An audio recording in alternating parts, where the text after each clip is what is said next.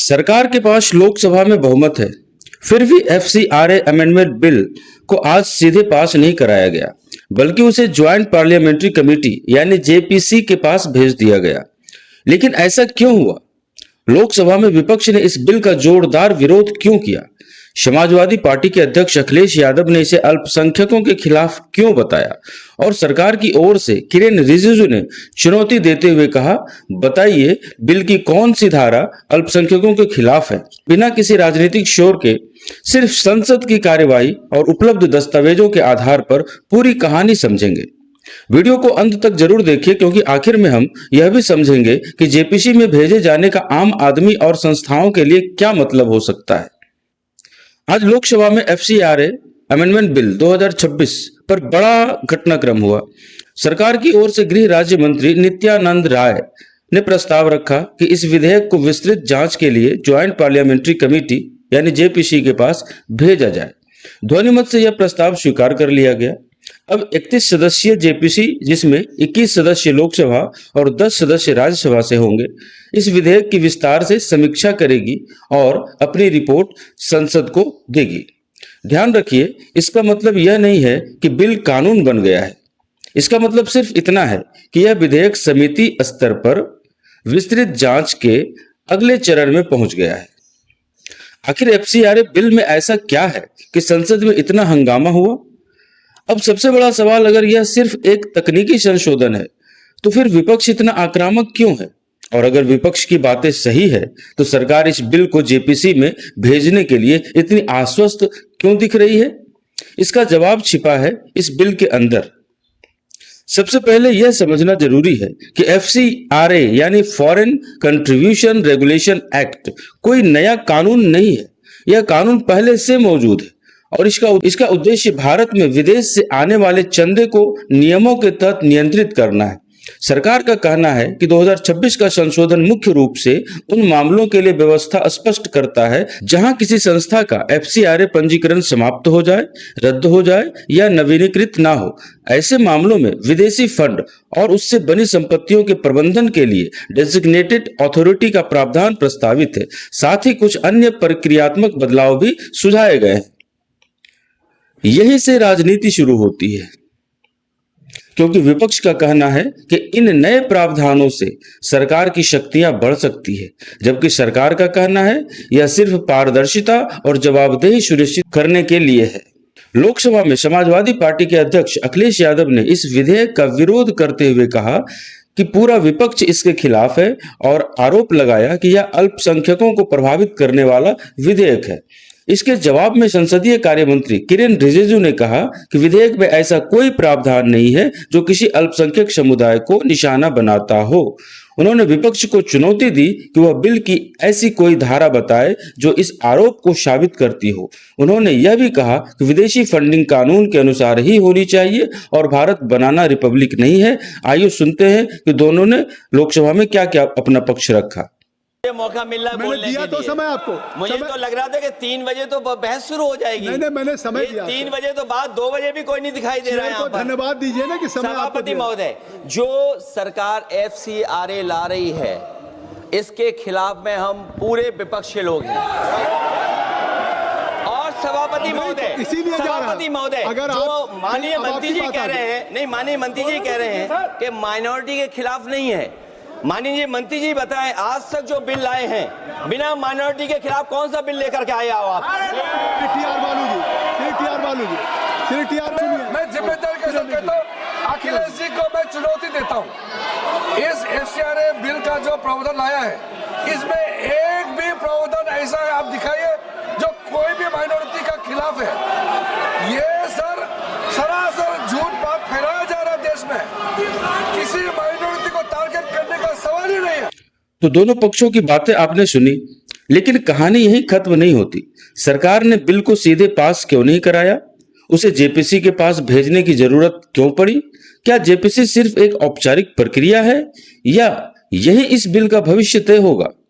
दोस्तों, अब एक बहुत बड़ा सवाल, अगर सरकार चाहती तो अपने बहुमत के दम पर इस बिल पर आगे बढ़ सकती थी, फिर आखिर जेपीसी यानी ज्वाइंट पार्लियामेंट्री कमेटी की जरूरत क्यों पड़ी? क्या सरकार पीछे हट गई? क्या विपक्ष का दबाव काम कर गया या फिर यह लोकतांत्रिक प्रक्रिया का एक सामान्य हिस्सा है? आइए इसे बिल्कुल आसान भाषा में समझते हैं। ज्वाइंट पार्लियामेंट्री कमेटी यानी जेपीसी संसद की एक संयुक्त समिति होती है।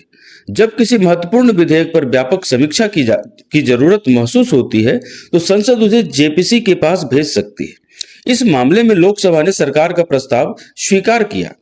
प्रस्ताव के अनुसार समिति में 31 सदस्य होंगे, 21 लोकसभा से और 10 राज्यसभा से।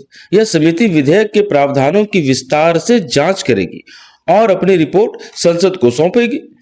इसके बाद ही आगे की संसदीय प्रक्रिया चलेगी। यानी एक बात बिल्कुल साफ है, बिल अभी कानून नहीं बना है, यह अभी समीक्षा के चरण में है। इसलिए सोशल मीडिया पर अगर कोई कह रहा है कि कानून लागू हो गया है तो वह सही जानकारी नहीं दे रहा। लोकसभा में विपक्ष ने इस प्रस्ताव का विरोध किया है। समाजवादी पार्टी के अध्यक्ष अखिलेश यादव ने कहा कि पूरा विपक्ष इस विधेयक के खिलाफ है और आरोप लगाया कि सरकार के कई विधेयक अल्पसंख्यकों को प्रभावित करते हैं। कांग्रेस के केसी वेणुगोपाल ने भी विधेयक वापस लेने की मांग की। इसके जवाब में संसदीय कार्य मंत्री किरेन रिजिजू ने कहा कि विधेयक में ऐसा कोई प्रावधान नहीं जो अल्पसंख्यकों को निशाना बनाता हो। उन्होंने विपक्ष से कहा, यदि आपत्ति है तो जेपीसी के सामने विस्तार से अपने सुझाव रखिए। उन्होंने यह भी कहा कि भारत विदेशी फंडिंग को बिना कानूनी ढांचे के नहीं चलने दे सकता। अब जरा यहीं रुकिए। अगर सरकार खुद कह रही है कि बिल सही है और विपक्ष कह रहा है कि इसमें गंभीर समस्याएं हैं, तो आखिरकार इस बिल की कौन सी धाराएं सबसे ज्यादा विवाद में है? क्या सचमुच इससे एनजीओज, धार्मिक संस्थाओं और विदेशी फंड पाने वाले संगठनों के काम करने का तरीका बदल जाएगा? आखिर विवाद किस बात पर है? अब तक आपने संसद की कार्यवाही समझी, जेपीसी क्या है यह भी समझ लिया, लेकिन अब सवाल है आखिर इस बिल की ऐसी कौन सी बातें हैं जिन पर इतना विवाद हो रहा है? सरकार कह रही है यह पारदर्शिता बढ़ाने वाला संशोधन है। विपक्ष और कुछ सामाजिक संगठन कह रहे हैं इससे सरकार की शक्तियां बढ़ जाएगी। तो आइए बिल के मुख्य प्रावधानों को बिल्कुल आसान भाषा में समझते हैं।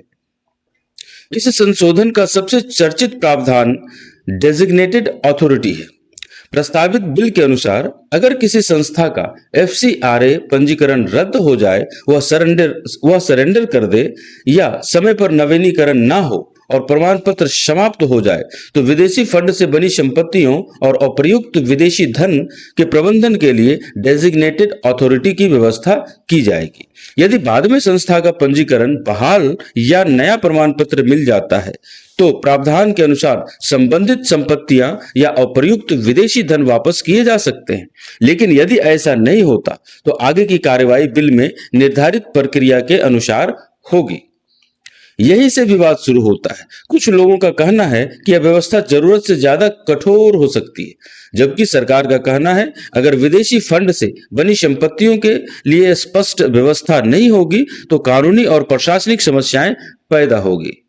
लोकसभा में अखिलेश यादव ने आरोप लगाया कि यह विधेयक अल्पसंख्यकों और कुछ संस्थाओं को प्रभावित कर सकता है और विपक्ष ने इसे वापस लेने की मांग की।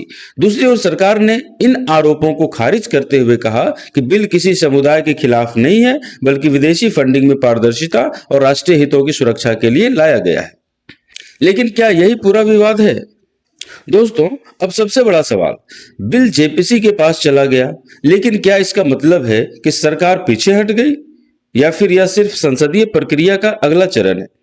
और सबसे महत्वपूर्ण, क्या जेपीसी इस बिल में बदलाव भी सुझा सकती है? आइए इसे बिल्कुल आसान भाषा में समझते हैं। जेपीसी का काम किसी विधेयक या विस्तार से अध्ययन करना होता है। समिति विधेयक की धाराओं की समीक्षा करती है, संबंधित पक्षों से राय ले सकती है और अपनी रिपोर्ट संसद को सौंपती है। FCRA अमेंडमेंट बिल 2026 के मामले में भी अब यही प्रक्रिया होगी। प्रस्ताव के अनुसार जेपीसी में 21 सदस्य लोकसभा और 10 राज्यसभा से होंगे। समिति को अपनी रिपोर्ट संसद के शीतकालीन सत्र के पहले सप्ताह तक देने का लक्ष्य रखा गया है, यानी अभी अंतिम फैसला नहीं हुआ है। जेपीसी की रिपोर्ट आने के बाद ही सरकार चाहे तो संशोधन स्वीकार कर सकती है, कुछ सुझाव मान सकती है या मूल स्वरूप के साथ भी आगे बढ़ सकती है और उसके बाद ही संसद में आगे की प्रक्रिया होगी।